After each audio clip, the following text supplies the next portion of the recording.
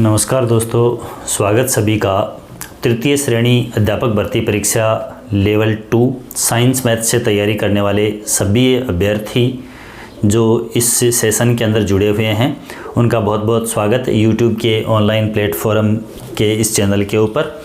अभी आज जो अपन बात करने वाले हैं वो साइंस मैथ्स वाले कैंडिडेट्स के लिए साइंस की जो यूनिट 3 है उसकी बात करेंगे। और यह टोटल साइंस की इस बैच की ये क्लास है वो आज 10वीं क्लास है। इससे पूर्व 9 क्लासेज हैं वो अपडेट करी जा चुकी हैं, उनमें 2 यूनिट कंप्लीट हो चुकी हैं और ये जो 3rd यूनिट है उसका एक पार्ट जो है केमिकल रिएक्शंस एंड इक्वेशंस वो कंप्लीट हो चुका है और आज ये कंप्लीट है वो 100% कंप्लीट हो जाएगी। ये है यूनिट जिसके अंदर अपन जो अपना 3rd ग्रेड का सिलेबस है उस सिलेबस के अंदर मेंशन किया हुआ है रासायनिक अभिक्रियाएं एवं समीकरण, और उसके बाद में उपचयन और अपचयन। उपचयन मतलब ऑक्सीडेशन ऑक्सीकरण, और अपचयन यानी कि रिडक्शन। और जब किसी अभिक्रिया में ऑक्सीडेशन रिडक्शन साथ साथ हो रहे होते हैं तो वह रिएक्शन अपोपचय अभिक्रिया यानी कि रेडॉक्स रिएक्शन है वो कहलाती है। तो इस टॉपिक के ऊपर अपन विस्तृत चर्चा करने वाले हैं। जो 10th लेवल का मैटर रहता है उसकी भी अपन पहले चर्चा करेंगे और उसके बाद में 11th के अंदर जो रेडॉक्स रिएक्शन का यानी ऑक्सीडेशन एंड रिडक्शन का जो टॉपिक है वहाँ से भी अपन मैटर की चर्चा करेंगे। तो कुछ भी यहाँ बचेगा नहीं, इसके बाद में एकदम से मोर देन सफिशिएंट मैटर है वो रहेगा। तो इस वीडियो के ऊपर आप अंत तक बने रहें और चैनल के ऊपर अपना जो प्यार प्रेम स्नेह है वो बनाए रखें। चैनल को सब्सक्राइब करें, वीडियो को लाइक शेयर ज़रूर करें और कंप्लीट वीडियो को देखें। तो चलिए स्टार्ट करते हैं अपन आज की यह क्लास जिसमें अपन ऑक्सीडेशन और रिडक्शन को कंप्लीट देखेंगे। देखिएगा, सबसे पहले बात आती है जहाँ पर ऑक्सीडेशन रिडक्शन के लिए उपचयन यानी कि ऑक्सीकरण। ठीक है, उपचयन ऑक्सीकरण भी जिसको अपन बोल सकते हैं ऑक्सीकरण। ठीक है, ऑक्सीडेशन ऑक्सीडेशन। तो सामान्य तौर के ऊपर तो जो डेफिनेशन दी जाती है ऑक्सीकरण की वो क्या है कि जब किसी पदार्थ में ऑक्सीजन की वृद्धि होती है यानी ऑक्सीजन का संयोग होता है। ऑक्सीजन का क्या होता है? संयोग। तो उसको अपन क्या बोलते हैं? ऑक्सीकरण बोलते हैं। दूसरे शब्दों में अपन क्या कहेंगे कि जब किसी पदार्थ में हाइड्रोजन का ह्रास होता है यानी हाइड्रोजन की H2 की या H परमाणु की क्या होती है? कमी होती है, यानी यह हटता है, तो उस कंडीशन के अंदर भी क्या होता है? अपना ऑक्सीकरण होता है। ठीक है, तो दोनों का सामूहिक रूप से क्या कह सकते हैं अपन कि जब किसी पदार्थ में ऑक्सीजन की वृद्धि यानी ऑक्सीजन का संयोग अथवा हाइड्रोजन का ह्रास यानी हाइड्रोजन की कमी होती है, हाइड्रोजन हटता है, या फिर ये दोनों ही प्रोसेस साथ में हो तो यह रिएक्शन है वो क्या कहलाती है? अपनी उपचयन अभिक्रिया यानी ऑक्सीडेशन कहलाती है, ऑक्सीकरण कहलाती है। जैसे अपन यह एग्जाम्पल देख रहे हैं यहाँ पे नीचे, कार्बन में ऑक्सीजन का यानी कि कार्बन का वायु की उपस्थिति के अंदर दहन होता है। ठीक है, संयोजन अभिक्रिया के अंदर भी ये एग्जाम्पल आ जाएगा और अपने ऑक्सीकरण के अंदर भी आएगा। तो CO2 कार्बन डाइऑक्साइड बनता है।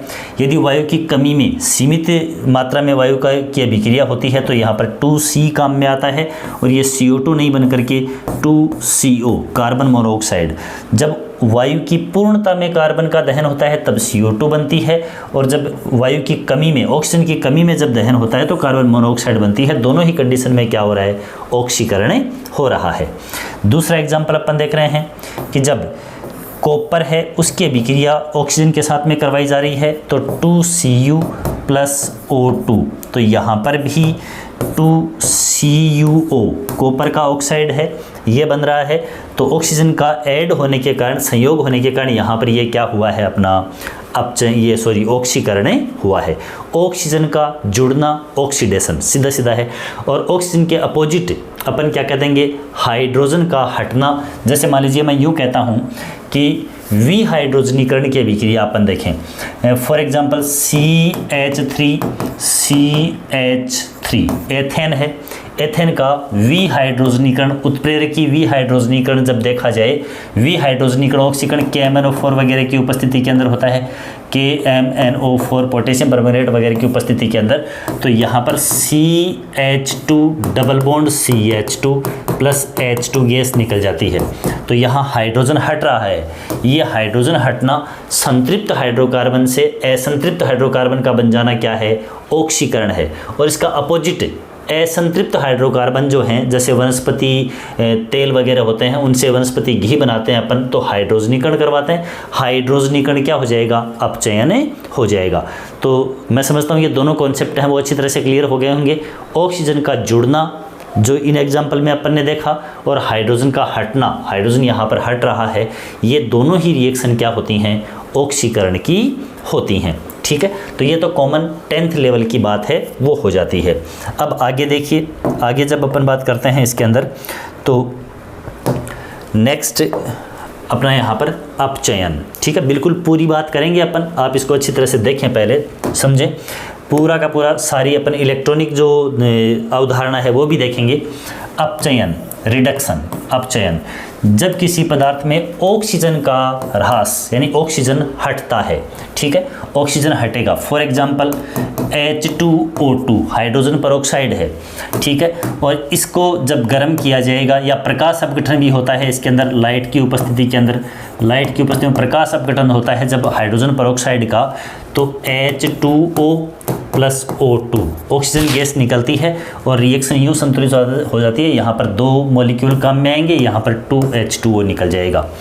तो कम्प्लीटली हाइड्रोजन 4 हैं, तो यहाँ पर ये 4 हो गए। ऑक्सीजन है वो भी 2 दूनी 4 हैं, 2 ये और 2 ये 4, कंप्लीट बैलेंस रिएक्शन है। यहाँ देखिए, एक मॉलिक्यूल में 2 ऑक्सीजन परमाणु थे, जबकि यहाँ एक मॉलिक्यूल में 1 ही ऑक्सीजन परमाणु है। ऑक्सीजन हटा, ऑक्सीजन हटने की कंडीशन के अंदर यहाँ पर क्या हुआ? ऑक्सीजन हटना। ठीक है, क्या कहलाएगा? अपचयन कहलाएगा। ऑक्सीजन का हटना अपचयन। ठीक है, ऑक्सीजन का जुड़ना ऑक्सीडेशन, ऑक्सीजन का हटना रिडक्शन। ठीक है, हाइड्रोजन का हटना ऑक्सीडेशन और हाइड्रोजन का जुड़ना। देखो, जब किसी पदार्थ में हाइड्रोजन की वृद्धि होती है, हाइड्रोजन का संयोग होता है, तो वो क्या कहलाएगा? रिडक्शन कहलाएगा, अपचयन कहलाएगा। संयोग, जैसे उत्प्रेरकी हाइड्रोजनीकरण देखते हैं अपन, उत्प्रेरकीय हाइड्रोजनीकरण, हाइड्रोजनेशन, निकिल, प्लेटिनम या पैलेडियम, इन उत्प्रेरकों की उपस्थिति के अंदर करवाया जा सकता है। जस्ट जो अपन ने रिएक्शन देखी थी उसका opposite, CH2 double bond CH2 ethene है प्लस H2 हाइड्रोजन, यहाँ पर निकिल, प्लेटिनम, पैलेडियम में से कोई सा भी उत्प्रेरक रखा और CH3 सिंगल बॉन्ड CH3 बन गया, एक बॉन्ड टूटा और दोनों हाइड्रोजन जुड़ गए। यहाँ ये है C2H4, समझ रहे हो?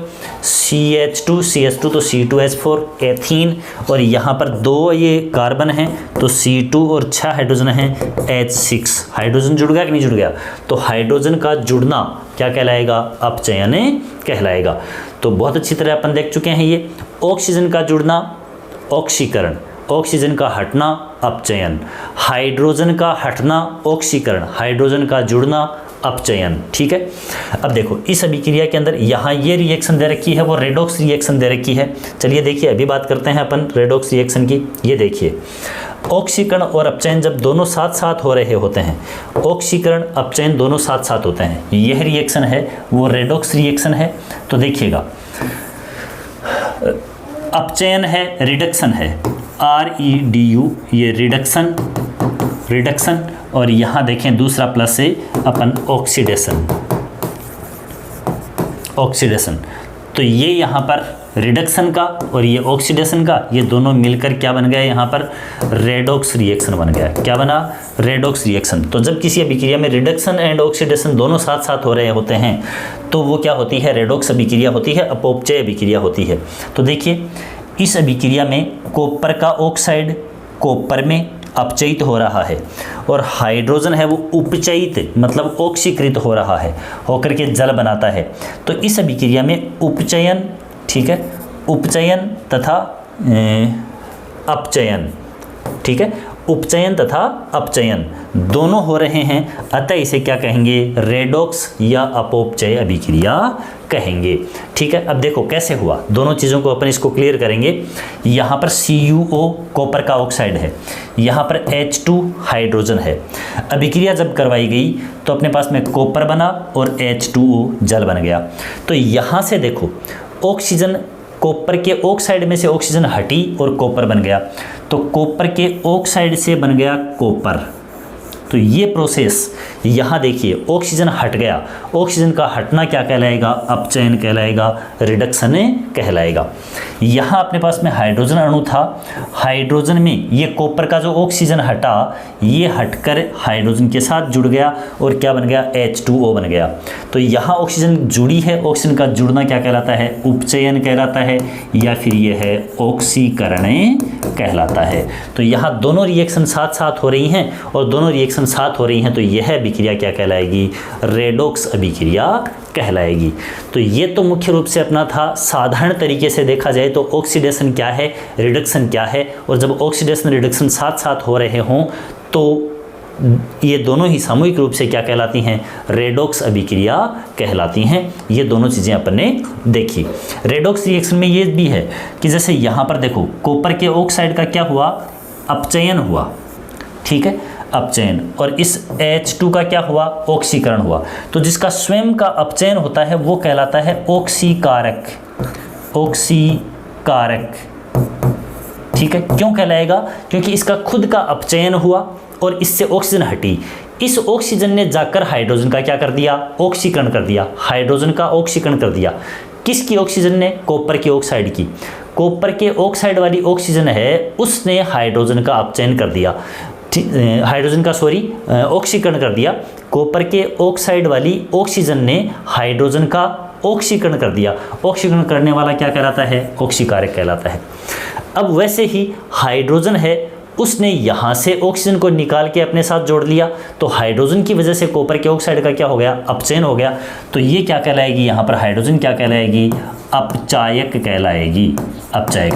तो कहने का मतलब जिस अभिकारक का अपचयन होता है वो ऑक्सीकारक होता है, दूसरे का ऑक्सीकरण करेगा। जिसका खुद का अपचयन होगा वो दूसरे का ऑक्सीकरण करेगा, तो ऑक्सीकारक कहलाएगा।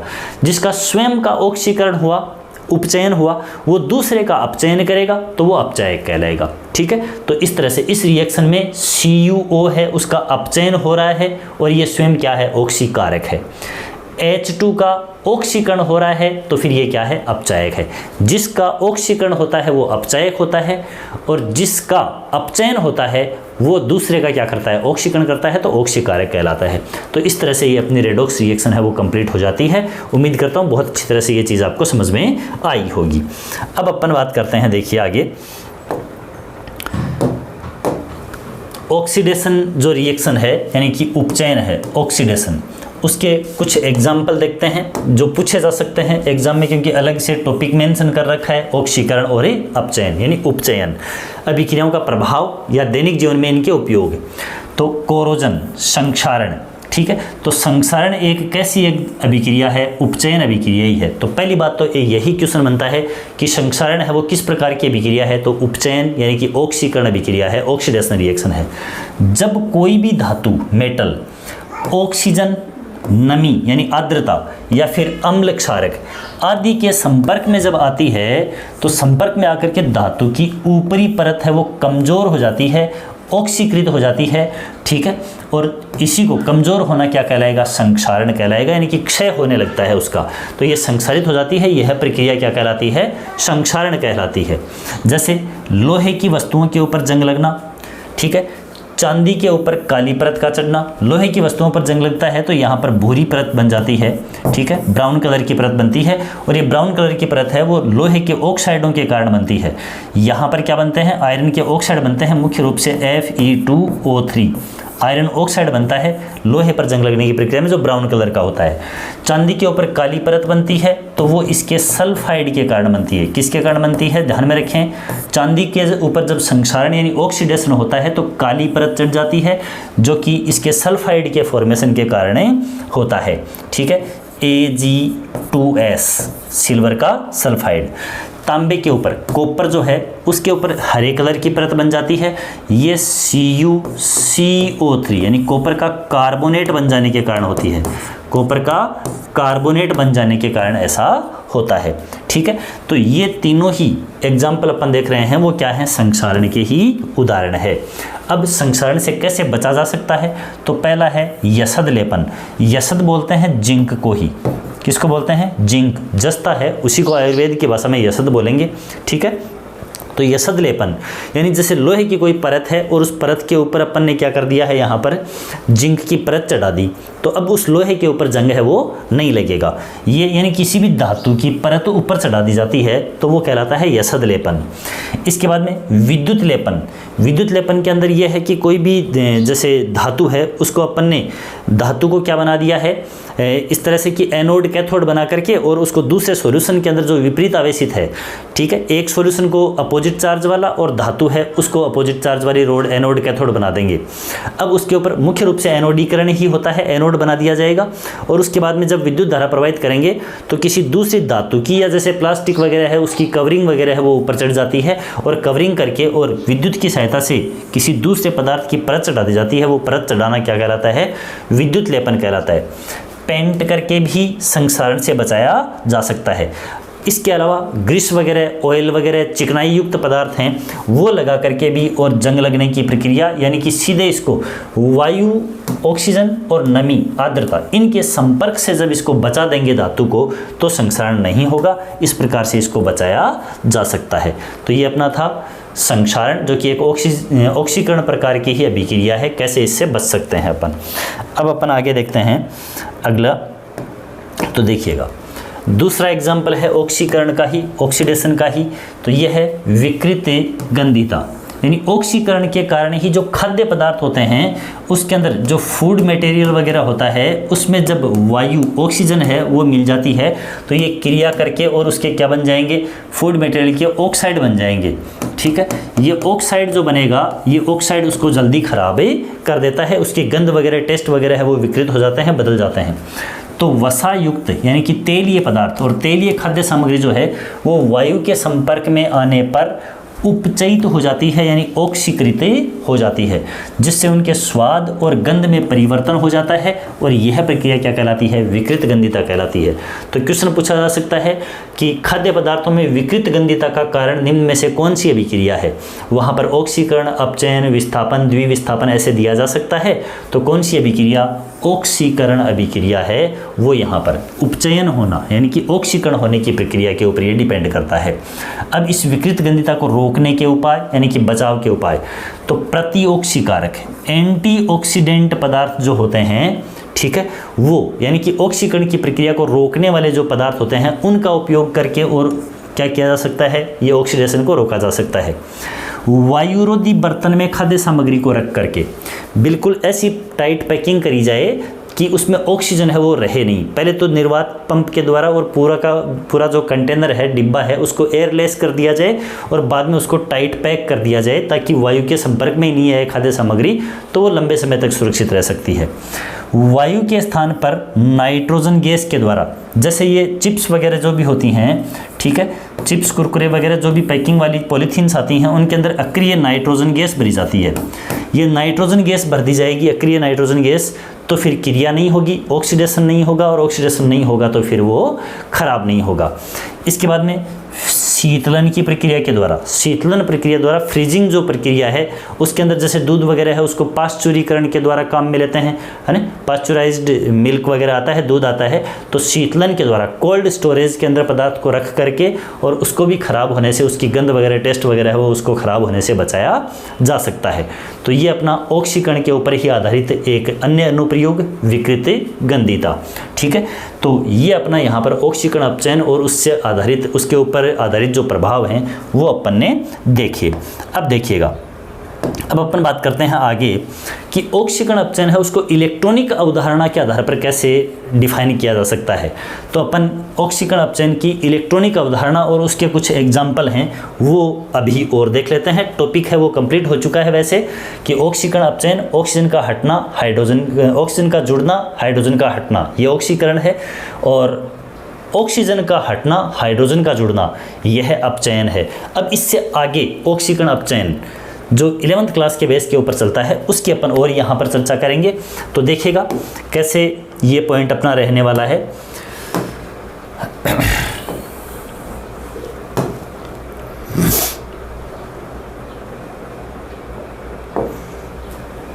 देखिएगा, एक तरफ अपन लेते हैं ऑक्सीडेशन, ऑक्सीकरण, ध्यान से समझेंगे बिल्कुल बहुत ही आसानी से, ऑक्सीकरण, और दूसरी तरफ अपन ले रहे हैं अपचयन, अपचयन, रिडक्शन। ठीक है, सारी चीज़ें हैं वो रिवाइज भी हो जाएंगी। सबसे पहले यहाँ पर अपन देखेंगे तो ऑक्सीजन जो है, ऑक्सीजन का योग, ऑक्सीजन का योग होता है यहाँ पर ऑक्सीकरण में। यहाँ पर क्या होता है, ऑक्सीजन का त्याग, यानी कि ऑक्सीजन हटती है। ऐसा एग्जाम्पल अपन ने यहाँ पर देखा, जैसे C+O2 से CO2 बना, क्लियर है।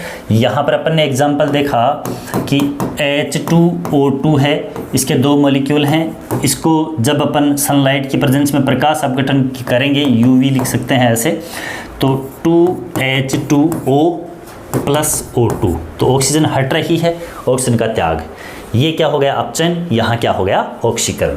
फिर अपन देख रहे हैं यहाँ पर आगे, यहाँ हाइड्रोजन जो है, हाइड्रोजन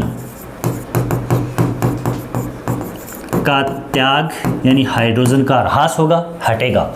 यहाँ पर हाइड्रोजन का संयोग होगा, हाइड्रोजन का संयोग या योग कह सकते हैं, या हाइड्रोजन में वृद्धि कह सकते हैं।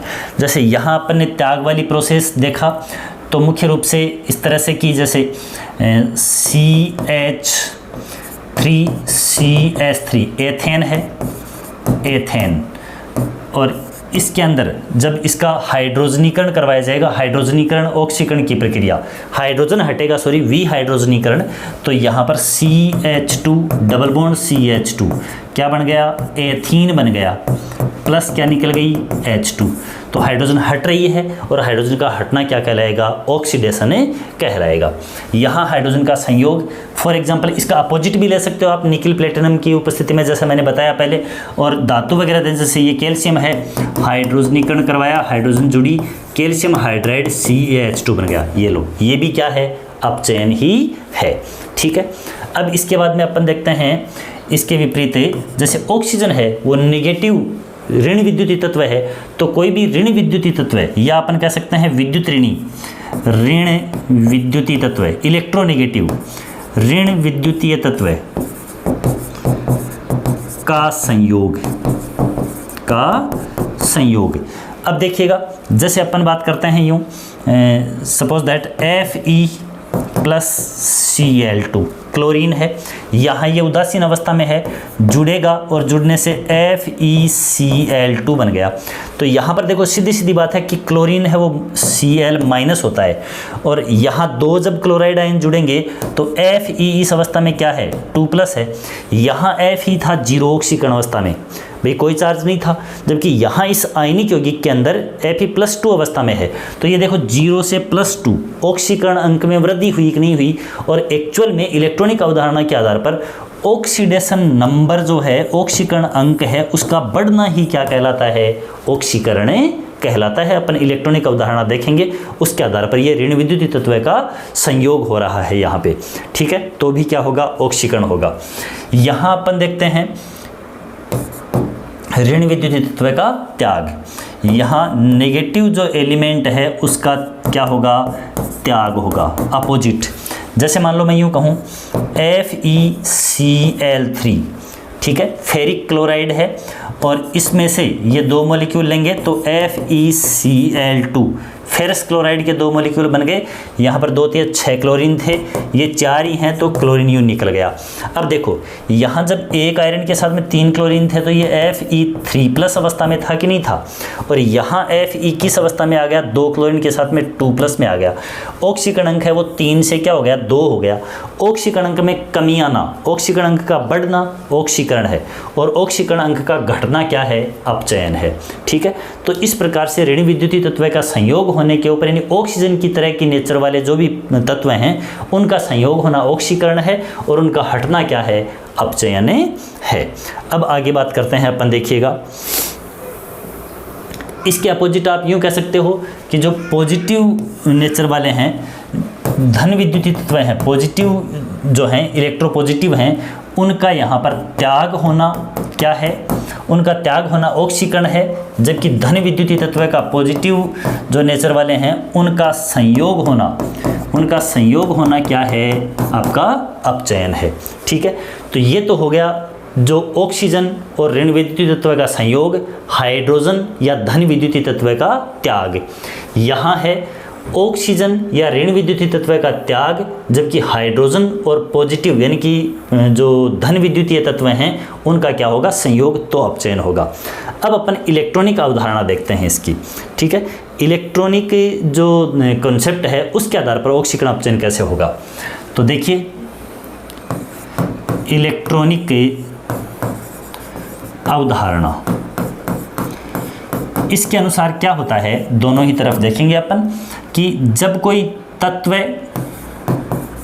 यानी कि कोई परमाणु, अणु या फिर आयन क्या करता है, आयन द्वारा इलेक्ट्रॉन का त्याग, इलेक्ट्रॉन त्यागा जाता है, त्याग किया जाता है, तो वहाँ क्या होता है, ऑक्सीकरण होता है। क्यों? क्योंकि इलेक्ट्रॉन नेगेटिव चार्ज वाला है, उसका त्याग किया जाएगा तो क्या आएगा, धनावेश आएगा, धनावेश आएगा मतलब ऑक्सीकरण अंक बढ़ेगा। तो यहाँ अपन कह सकते हैं ऑक्सीकरण अंक बढ़ता है, ऑक्सीकरण अंक बढ़ता है। यहाँ पर क्या कहेंगे, इलेक्ट्रॉन ग्रहण किया जाता है, यहाँ इलेक्ट्रॉन का त्याग होता है, यहाँ अणु, परमाणु या आयन के द्वारा इलेक्ट्रॉन ग्रहण किया जाता है, ग्रहण किया जाता है, ग्रहण किया जाता है। ठीक है, यहाँ ऑक्सीकरण अंक बढ़ता है, तो यहाँ पर जब इलेक्ट्रॉन ग्रहण किया जाएगा तो माइनस चार्ज आएगा, तो माइनस चार्ज आने पर ऑक्सीकरण अंक में क्या हो रही है, कमी हो रही है। तो यहाँ ऑक्सीकरण अंक घटता है, अंक में कमी आती है, कमी आती है। ठीक है, इस तरह से हो जाएगा। अब अपन देखेंगे यहाँ पे, यहाँ ऑक्सीकरण अंक बढ़ता है, इसका मतलब धनावेश, पॉजिटिव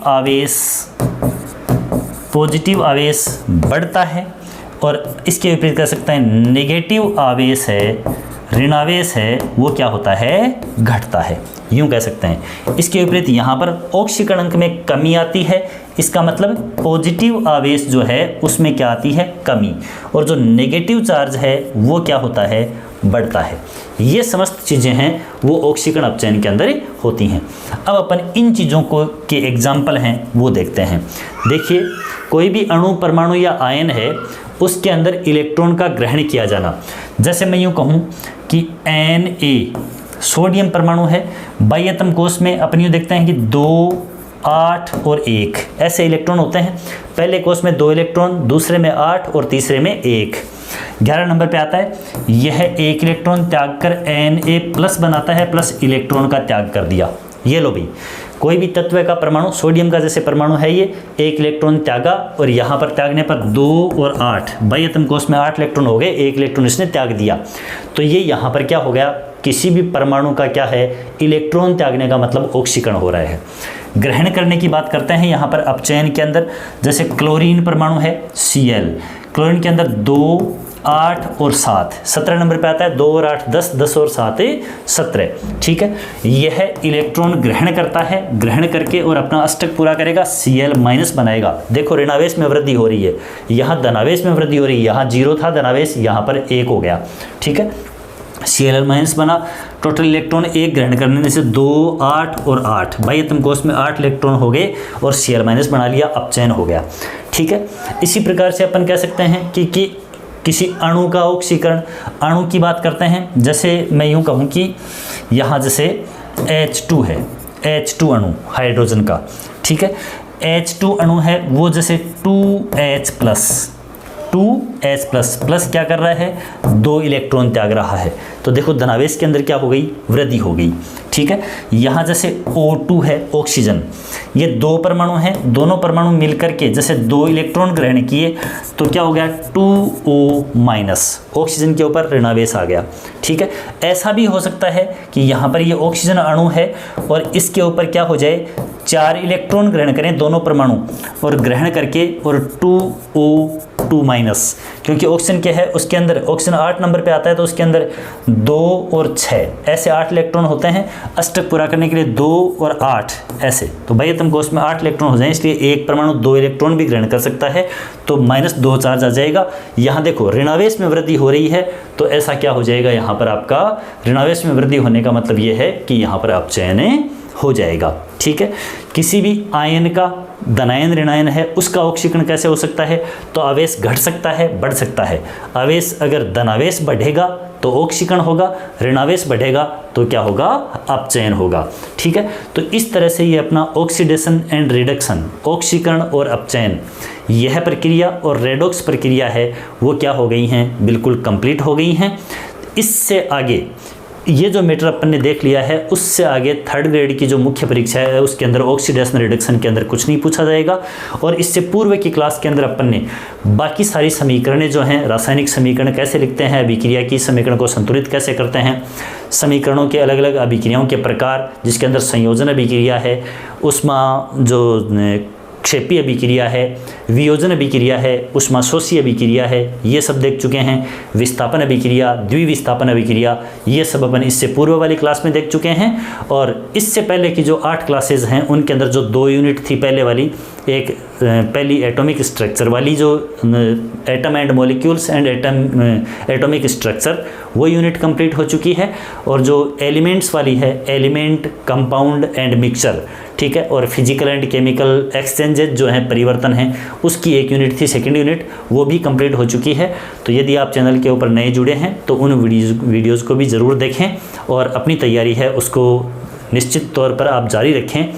अपने ये रीट का रिजल्ट कब आएगा, रिजल्ट कैसा रहेगा, रिजल्ट पॉजिटिव ही आना है, रिजल्ट का इंतज़ार नहीं करें, 3rd ग्रेड के विज्ञापन का इंतज़ार नहीं करें। डेट है वो आ चुकी है, क्लियर हो चुकी है कि जनवरी के अंदर, जनवरी 2026 के अंदर ये एग्ज़ाम होना है। तो आप अपने उसी टारगेट को ध्यान में रखते हुए और आगे अपनी तैयारी को जारी रखें। वीडियो के ऊपर जुड़े रहने के लिए आपका बहुत बहुत धन्यवाद, शुक्रिया। मिलते हैं एक और नई क्लास के अंदर, तब तक अपनी तैयारी जारी रखिएगा।